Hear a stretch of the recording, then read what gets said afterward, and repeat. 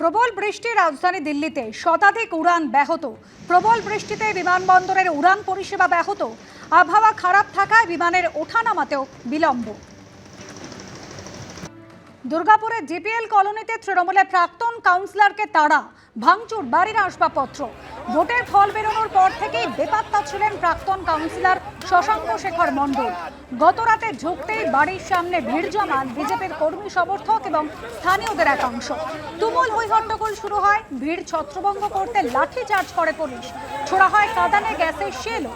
পরে তাকে ধরে থানায় নিয়ে যাওয়া হয়।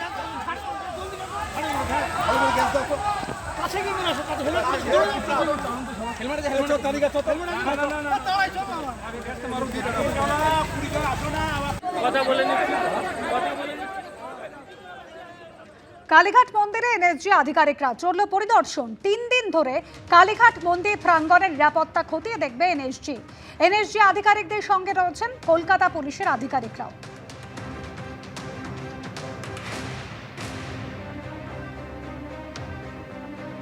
3 দিন ধরে কালীঘাট মন্দির প্রাঙ্গণে নিরাপত্তা খতিয়ে দেখবে এনএসজি আধিকারিকরা আজ রয়েছেন।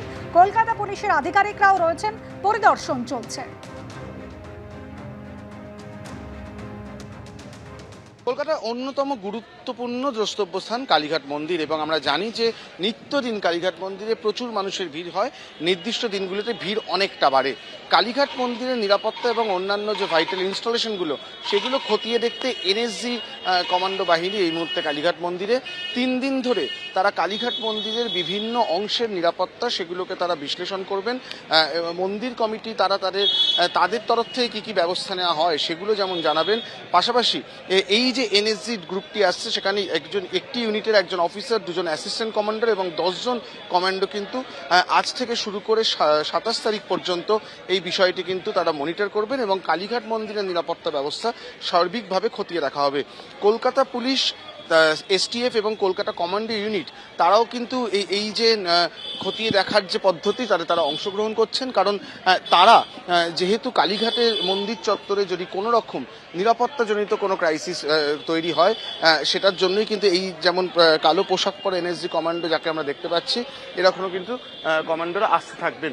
বিভিন্ন দিক কিন্তু এই মুহূর্তে খতিয়ে দেখা হচ্ছে। বিভিন্ন যন্ত্রপাতির সাহায্যে কোন কোন দিকে কালীঘাট মন্দিরে কি কি পরিচালনার ব্যবস্থা রয়েছে, কোথাও কোনো সমস্যা আছে কিনা সেটাই কিন্তু এনএসজি কমান্ডোরা খতিয়ে দেখছেন। এবং এই পদ্ধতি কিন্তু 3 দিন ধরে চলবে। 3 দিন ধরে তারা মূলত কালীঘাট মন্দিরের নিরাপত্তা পরিচালন ব্যবস্থা সেটা খতিয়ে দেখবেন, যাতে এইরকম একটি দ্রষ্টব্য স্থান যেখানে লাখ লাখ মানুষের ভিড় হয় নির্দিষ্ট দিনে এবং তাতে যাতে সেই সমস্যাগুলোকে এড়িয়ে চলা যায় সেটাই কিন্তু মূল লক্ষ্য। ক্যামেরায় প্রবীরদের সঙ্গে অরিত্রিক ভট্টাচার্য, এবিপি আনন্দ, কলকাতা। এবিপি আনন্দ, এগিয়ে থাকে, এগিয়ে রাখে।